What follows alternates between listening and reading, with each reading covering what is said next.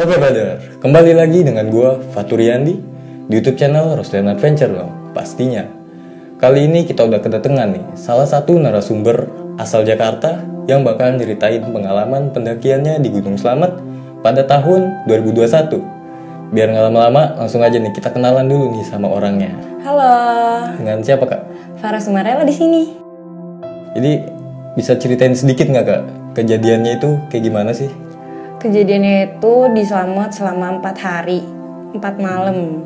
Nah terus banyak kejadian mistis di situ yang nggak masuk akal sih, sampai temen juga dibisikin berhenti atau mati. Berhenti atau mati. Sebelum Kak Faras ini lanjut cerita, gue mau ingetin dulu nih, buat kalian yang belum subscribe, silahkan di subscribe dulu. Jangan lupa nyalain lonceng notifikasinya biar kalau kita upload video-video terbaru kalian dapat notifikasinya. Satu lagi nih, buat kalian yang punya pengalaman mistis di gunung atau di tempat-tempat lainnya dan kalian mau berbagi cerita sama kita di sini, boleh banget. Kalian bisa DM gue di Instagram, nanti link Instagramnya gue taruh di deskripsi. Ya, biar nggak kelamaan, langsung aja nih kita simak cerita Kak Faras di Gunung Slamet pada tahun 2021.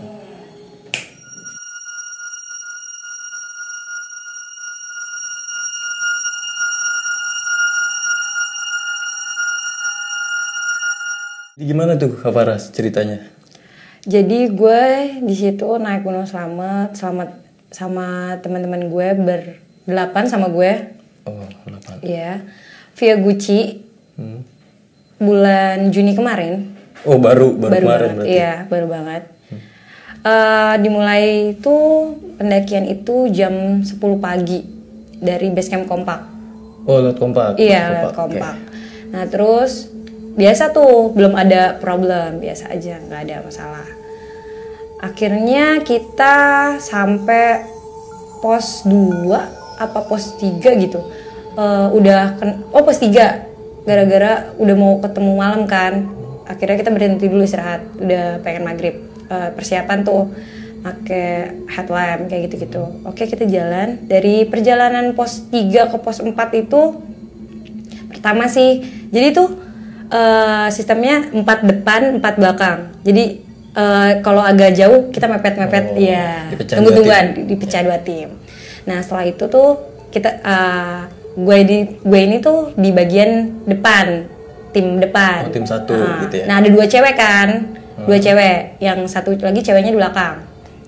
Nah setelah itu yang pertama mengagetkan ini nih, di perjalanan arah mau ke pos 3 kalau nggak salah sih. Di situ tuh ada pohon, batang pohon putih gitu, yang bikin temen gue kaget, sama si Vicky tuh. Dia pas nyorot itu headlamp pertama buka jalur kan, nyari jalur, kaget ngelihat pohon, batang pohon yang kepotong gitu tapi putih gitu. Jadi kayak kalau malam kita ngeliat serem sih. Nah setelah itu kita juga berempat kaget tuh ngelihat kan, wah udah tuh cuman pohon, masih bercanda, masih nggak ada masalah. Akhirnya kita tunggu tim belakang juga agar lebih mepet, jalannya nggak kepencar. Ya udah jalan lagi, sampailah akhirnya di pos 4 itu jam 8 malam. Jam 8 malam, ya udah malam.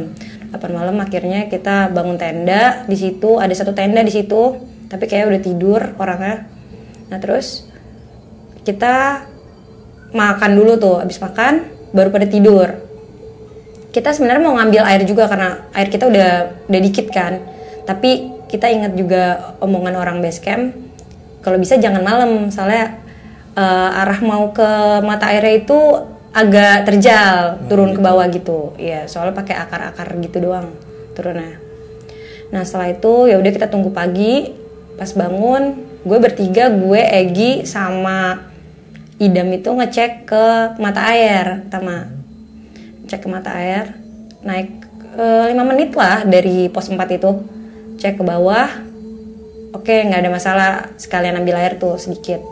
Dah, akhirnya sebelum ke mata air itu, sebelum turun itu ada tempat landai gitu untuk kita bisa camp di situ juga. Akhirnya kita mutusin pindah aja di situ. Jadi kita bangun 4 tenda di situ. Tadinya cuma 3 tenda doang. Nah terus akhirnya udah bangun 4 tenda. Biasa nih, nggak ada masalah, masih nggak ada problem. Nah agak siangan gue ngambil lagi, ajak teman-teman gue kan, ayo turun yuk ngambil lagi gitu, sambil gue iseng video-video kan. Setelah itu agak turun ke bawah itu tuh, jadi di situ tuh musim kemarau gitu. Oh, kering. Jadi tinggal airnya itu yang ngendap-ngendap di situ doang. Oh, di kayak kubangan-kubangan. Iya, kubangan gitu, kubangan air gitu kan. Ya udah akhirnya pada ngambil tuh. Nah, salahnya gue salah sih. Gue juga baru belajar ya cara ngambil di mata air, soalnya gue nggak pernah ngambil di mata air gitu. Pasti teman gue yang ngambilin, tapi ini gue nakal aja suka ikut-ikutan karena jalurnya lumayan menantang gitu. Terus akhirnya ya udah, gue salahnya gue serok gini ngambil lah, jadi kan pasir keangkat tuh. Oh iya, pasir keangkat tuh, keruh jadi kan, kasihan pendaki lain tuh, itu salah gue sih. Nah terus akhirnya ya udah gue ditegur terus sama temen gue, jangan kayak gitu, ngambil tuh didiemin aja biar masuk gitu airnya. Oh ya udah, maaf ya, gue nggak tahu nih. Ya udah, abis dari situ naik lagi kan, lumayan ini sih, gue tiba-tiba gue lagi main HP, pusing banget kepala gue, pusing banget parah. Gue bilang ke temen-temen gue, duh gue tidur aja nih, gue kepala gue pusing. Oh ya udah Ras, gue tidur kayak biasa, nggak ada masalah. Gue dibangunin suruh makan. Habis makan tadinya kita mau muncak hari itu tuh, hari kedua tuh, dari kedua kan. Nah, mau muncak tapi ada pendaki yang dari pos 5 turun mau ngambil mata air, bilang jangan mendingan besok aja muncaknya, soalnya belerangnya lagi naik, kata gitu. Oh ya udah, kata gitu. Akhirnya kita istirahat aja dulu lah malam itu sambil mempersiapkan buat ke puncak dong. Ya udah, biasa nih kita makan. Malam tuh kita udah masuk tenda jam 9 lah karena udah dingin juga tuh, 16 derajat saat itu. Nah ya udah masuk ke tenda, gue tidur duluan karena gue tipe abis makan tidur, langsung tidur nih gue. Terus di situ gue nggak ngalamin apapun, gue tidur biasa. Teman-teman gue ini, gue tenda sama Kanilam yang cewek, berdua. Nah, Kanilam ini masih melek. Jadi tendanya itu berhadapan-hadapan, dua tenda gitu. Nah teman gue semua tuh kadang belum tidur. Nah ini tuh cerita yang diceritain di base camp ya, nggak diceritain di atas pas kita naik. Nah jadi di situ katanya mereka semua denger suara jejak kaki. Dan di tenda itu kalau kita pakai lampu kan, nyalain lampu, kelihatan dong otomatis yang lewat, ya kan, di luar kelihatan bayangan. Dan mereka semua ngelihat bayangan hitam kayak pendaki, tapi sepatunya lebih gede. Dan jejak kakinya tuh kayak napaknya kencang banget gitu, duk, gitu. Dan itu dia benar-benar muterin tenda kita, benar-benar muterin 4 tenda itu, semua tuh ngerasain itu, semua sama, dan semua ngerasain kayak kita di pusat perhatiin gitu, kayak apa sih, kayak ada banyak di situ rame gitu. Di situ rame, kita semua merhatiin ke situ. Ya benar banget, kayak gitu. Nah setelah itu kan pada masang alarm tuh sebenarnya jam 2 buat muncak, nyata kan muncaknya pagi, ya ceritanya. Ya udah gue bangun tuh, alarm gue bangun, terus gue bilang ke teman-teman gue kan, weh bangun, gue teriakin dari dalam tenda juga, soalnya gue ngerasa dingin aja keluar, jadi gue teriakin aja, weh bangun di jam 2. Akhirnya pada bangun, iya nih udah pada bangun, tapi pada males tuh, belum pada berani keluar, dingin. Ya udah akhirnya bangun itu jam 5. Nah sebenarnya gue mimpi tuh malam itu, tapi gue belum mau cerita. Gue belum mau cerita ke Kanilam juga, gue belum mau cerita. Nah akhirnya mau muncak nih kan, gue cerita dulu ke Kanilam. Kak, gue ngimpi tadi malam pas gue buka carrier, ada ular hijau panjang kecil gitu di tas gue saat gue pengen ngambil apa gitu, gue nyari apa gitu.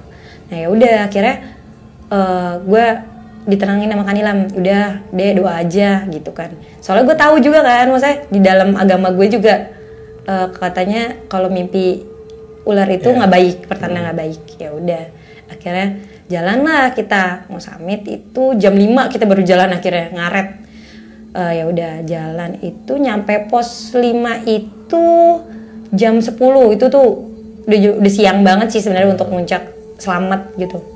Akhirnya kita maksain untuk muncak, udah banyak kabut, dan gue sempet 4 kali kegelincir sampai gue mau masuk jurang batu gitu. Trek Gucci itu kan, via Gucci itu bener-bener batu, dan dia tuh nggak kayak ada talinya gitu kan, nggak ada tali, jadi benar-benar kita sendiri gitu, ngerondang gitu kan. Terus kayak gue udah lecet tuh tangan gue, tapi ya udah bisa, gue masih bisa disemangatin juga sama teman-teman. Ayo bisa bun, karena gue dipanggilnya bunda sama teman-teman gue. Ya udah, yo gue paksain, yuk bisa. Akhirnya gue muncak itu jam 1 siang. Sampai puncak. Panas banget tuh, terik banget, tapi kabut. Jadi panas dan dingin tuh nyampur. Nah terus bentar 30 menit foto-foto, karena belerangnya juga naik, kita mutusin untuk turun. Biasa nggak ada masalah, turun pada istirahat dulu di pos 5, lanjut lagi turun. Nah di saat itu kan hari ketiga, kita benar-benar pengen turun kan ke base camp, karena ada nasi goreng enak banget gitu di base camp. Jadi kita pengen, aduh buru-buru nih, kangen base camp gitu. Ya udah, kita mutusin untuk ngabisin sisa makanan di situ. Dan ternyata sisa 2 Indomie sama 1 Energen gitu buat simpanan aja gitu kan. Udah banyak tuh, udah pada kenyang makan. Udah habis makan, jam 9 kita mutusin untuk jalan, berdoa lah seperti biasa. Mutusin untuk jalan dari itu tuh, di atas mata air itu tuh. Udah kita lewatin pos 4, gak ada masalah. Nah perjalanan dari pos 4 ke pos 3 ini kayak nggak sampai-sampai. Itu terus banyak banget di situ. Kayak pertama yang dialamin anak-anak nih, anak-anak udah pada capek kan dari puncak juga, bilang pada ngeluh, udah yuk istirahat dulu, berhenti mulu. Ternyata dari tim belakang juga pantesan lama ngejar kita yang tim depan itu gara-gara ada kejadian si Rehan ini nih yang dia tuh baru pertama kali mendaki dan selamat di Gunung Slamet ini gitu. Nah dia tuh juga parnoan gitu, orangnya tuh parnoan. Nah di trek itu dia paling depan, dia nggak pakai senter, jadi senterin sama Egi di belakangnya. Nah terus belakangnya lagi ada Kanilam sama Idam. Di saat itu si Rehan ini jatuh trekking pole, terus dia jatuh badannya. Otomatis tim belakang langsung nanya dong, kenapa gitu, kenapa kok lo jatuh? Enggak apa-apa gitu. Dia ngomong enggak apa-apa, tapi matanya kayak apa sih namanya, ngeblank gitu loh, udah nggak ada pikiran gitu, kayak ada polos gitu, kosong banget, udah kosong banget. Ditanya kan kenapa, nggak apa-apa, istighfar ya gitu. Iya nggak apa-apa gitu, santai. Itu dia masih santai aja, masih oke lah. Udah rame lagi kan anak-anak, dipepetin anak-anak. Di situ perjalanan kayak pos bayangan deh. Di pos bayangan itu gue motoin, ini pengalaman gue banget yang gue alamin. Gue motoin pemandangan bintang pertama. Ih sumpah itu bener-bener kayak gue merinding banget. Arahnya itu kan langit, gue ke arah langit. Nah si Rehan ini bilang, Bun hati-hati, ntar ada yang lain, jangan sembarangan kata kita. Iya gue motonya ke langit, bukan ke pohon-pohon gitu. Iya. Terus akhirnya 2 foto gue itu ke arah langit. Nah gue ngeliat sisi sebelah kirinya itu lebih bagus nih bintang-bintangnya, tapi emang nyampur sama pohon-pohon gitu, agak ketutupan pohon-pohon. Nah ya udah gue tetap moto tuh 2 foto tuh. Terus gue kasih tahu ke teman-teman gue foto gue, bagus kan, bintangnya banyak loh, keren. Maksudnya gunung tuh indah tuh kayak gini gitu. Iya terus kayak kata anak, iya keren Ras gitu. Bagi ntar fotonya. Oh ya udah, nggak ada masalah, itu foto masih ada. Lanjut kita jalan lagi. Nah di sini tuh teman gue ngelihat ada banyak anak kecil kata dia, ngeliat anak kecil tapi dia kayak, aduh apaan sih nih gitu, kayak nggak mau dilihat lagi gitu, kayak ya udahlah gitu. Dia juga ceritain ini juga di base camp. Nah akhirnya nyampe kita pos 3 itu jam berapa ya? Jam setengah satu malam. Dari jam 9 sampai setengah 1. Padahal normalnya aja nggak segitu kali turun. Soalnya naik aja cuma 2 jam, 3 jam doang. Masa turun lebih lama gitu kan? Nah terus akhirnya kita mutusin untuk tidur lagi tuh karena kejadian si Rehan tadi kan. Nah ternyata si Rehan itu cerita ke Kanilam itu, dan posisi sama, gue tidur lagi duluan. Jadi malam itu dia cerita ke Kanilam, gue denger Kak, tadi tuh makanya gue ngotot untuk tidur, gue denger omongan di samping gue, ada sosok ceweknya rambut panjang, kata dia, sebelah kiri. Dia ngomong gini, berhenti atau mati. Maksudnya dia bener-bener ngomong, kata dia, bener-bener ngomong. Gue makanya ngerengek minta tidur tuh ini istirahat aja dulu, mungkin pada capek juga habis muncak kan, treknya juga gila gitu, lumayan nguras tenaga, jadi kurang fokus mungkin kata dia. Terus akhirnya makanya Kak Nilam juga ambil keputusan untuk ya udahlah kita tidur aja dulu, istirahat, anak-anak juga udah pada capek, dia udah ngeluh tidur. Setelah itu udah tuh gak ada masalah. Jam sempat bermalam dulu tuh bermalam dulu di pos 3 ya, dengan cuman sisa makanan itu air sebotol sama Indomie 2 sama 1 Energen buat persiapan kita pagi jalan lagi kan. Ya udah kita mutusin masih ada persediaan makanan cukup lah untuk besok, kita tidur aja dulu, maksudnya takut banyak gangguan lagi kan. Emang yang gue rasain itu di malam di pos 3 itu, gue ngerasa gue tidur gue nggak tenang karena gue nggak tahu kenapa feeling gue jelek aja di situ, kayak dingin tiba-tiba, masa dingin banget padahal gue tidur pakai SB. Kok dingin banget kaki gue, bener-bener kayak dingin banget. Aduh, hawanya tuh kayak gue ngerasa ada yang bolak-balik aja, kayak pendaki naik, kayak nggak mungkin deh jam segitu, jam 2-an pendaki naik gitu. Soalnya emang Via Guci tuh sepi banget, gue jarang nemuin ini pendaki juga. Emang di situ ada satu pendaki, tapi dia masih ada. Gue sempet ngelirik gitu, ngebuka tenda gitu masih ada. Dia bikin api unggun juga masih ada. Dia tuh perginya tuh jam 5. Tapi gue ngerasa tuh jam 2-an apa jam 3 gue kebangun itu tuh bener-bener kayak pendaki sebelah kita naik gitu ke trek. Iya, jadi kayak duh kok rame gitu. Mau pada naik gitu. Iya, banyak yang naik. Udah gue sosokan kayak nggak takut aja, kayak ya udahlah gue tidur aja. Akhirnya gue tetap maksain tidur. Ya udah, setelah itu jam 9 kita makan-makan lagi tuh, persiapan buat turun lagi. Jam 9 pagi itu kan? Jam 9 pagi. Jam 11 kita akhirnya jalan, udah berdoa lagi, turun ke bawah, nggak ada masalah. Sampai akhirnya di base camp, di pos 1 dulu itu gue turun sendiri. Dari pos 1 ke base camp itu gue kebelet pup. Gue kebelet pup itu turun sendiri gara-gara kebelet pup itu. Soalnya gue belum pernah pup di gunung kan. Jadi kayak ya udahlah gue pup di base camp, numpung dari pos 1 doang. Ya udah gue paksain turun sendiri. Dan gue keluar dari situ tuh gue ngerasa pas keluar, kan pertama kalau kita mau ke base camp itu kita ngelewatin perkebunan dulu tuh. Itu bener-bener kayak kabut. Gue kayak dirasa di dunia lain gitu. Beneran itu bener kayak gak ada warga sama sekali, bener-bener hawanya tuh kayak anjir ini bener gak sih gitu. Gue sampai nungguin temen gue dulu, gue bener gak sih jalannya, gue takut nyasar juga kan. Tapi untungnya udah di perkebunan jadi gue agak tenang. Udah nggak di hutan. Gue sendiri turun dari pos 1. Ya di situ gue ngerasa kayak di dunia lain aja gitu. Pas kabut-kabut kayak gitu, kayak duh ini bener gak sih jalan gue. Kayak gue salah jalan deh. Gue mutusin untuk nungguin teman-teman gue dulu.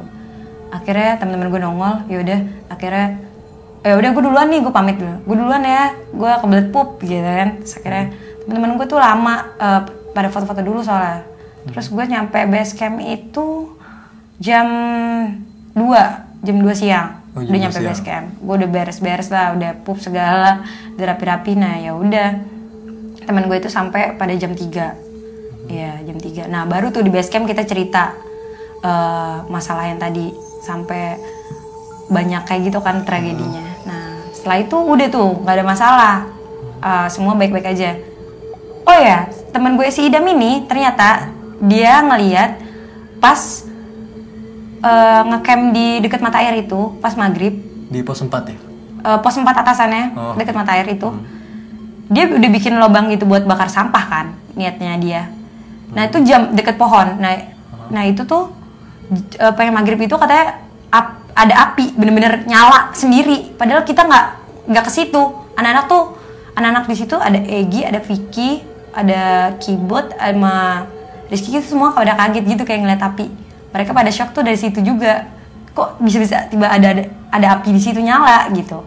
Nah padahal itu sebelumnya nggak ada yang nyalain. Tiba-tiba nyala sendiri. Itu mulai dari situ pada ngedown juga di situ. Nah itu baru diomongin di base camp juga kejadian itu ke cewek-cewek. Soalnya takutnya pada parno kan. Ya udah nggak ada masalah. Akhirnya kita memutusin pulang malam itu juga. gue pulang seperti biasa, nggak ada masalah. Akhirnya nyampe rumah, gue udah punya anak kan. Nah anak gue ini kan ada 2, yang kecil ini nih masih 10 bulan waktu itu, masih 9 bulan. Nah gue pas masuk rumah, dia ngeliat gue nangis kejer banget, gak mau digendong sama gue, bener-bener kejer, takut, bener-bener ngeliat gue tuh takut banget, nggak tahu kenapa. Tuh akhirnya gue mandi dulu, gue sholat dulu, bersih-bersih, akhirnya baru deh digendong sama gue tuh mau. Besokannya itu juga, soalnya emang bener-bener dia nggak mau ngeliat gue tuh takut, kayak apaan tahu gitu ngeliatnya. Dia nangis nih. Nangis kejer banget. Jadi ya udah gue mungkin kata bokap gue, udah sholat dulu deh, mendingan bersih-bersih dulu, takutnya ada yang ikut gitu. Ya udah, terus gue bilang ya udah, akhirnya gue bersih-bersih. Udah, itu sih yang menurut gue wow banget pengalaman gue di Slamet. Dan baru kemarin ini belum lama ya? Belum lama banget, ya.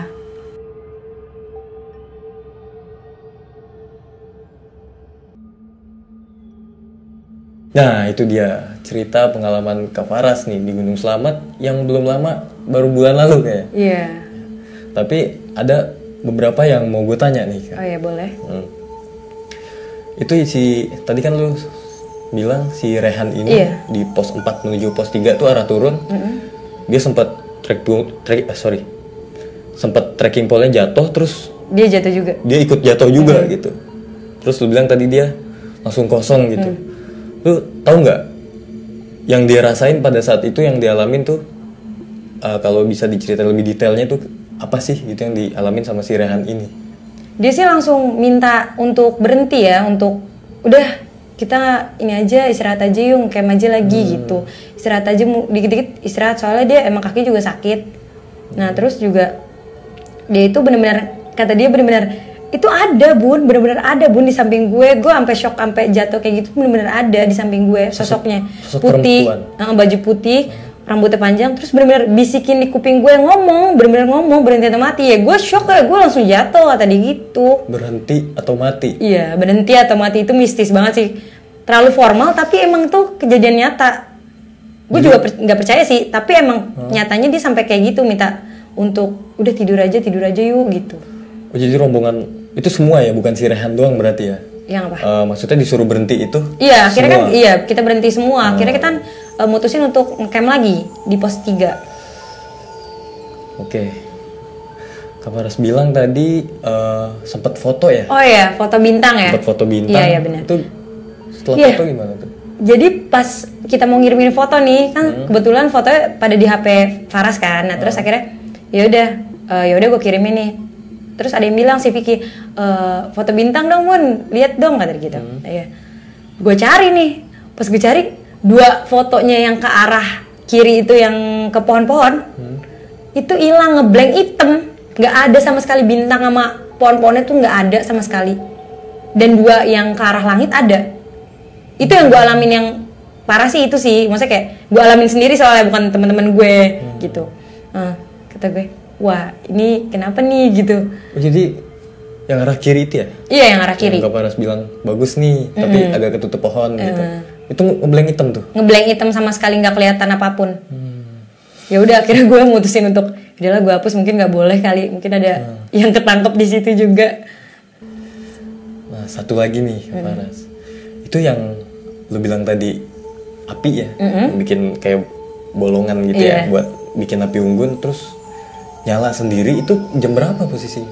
Itu menjelang maghrib katanya. Oh sore? Iya menjelang maghrib gitu. Anak-anak lagi pada nongkrong aja gitu, pada ngobrol-ngobrol. Nah kebetulan Farah sama Kanilam itu lagi di dalam tenda, jadi nggak tahu soal api nyala itu. Jadi cowok-cowok itu ngumpetin dari cewek-cewek ini gitu biar nggak parnoan gitu sih.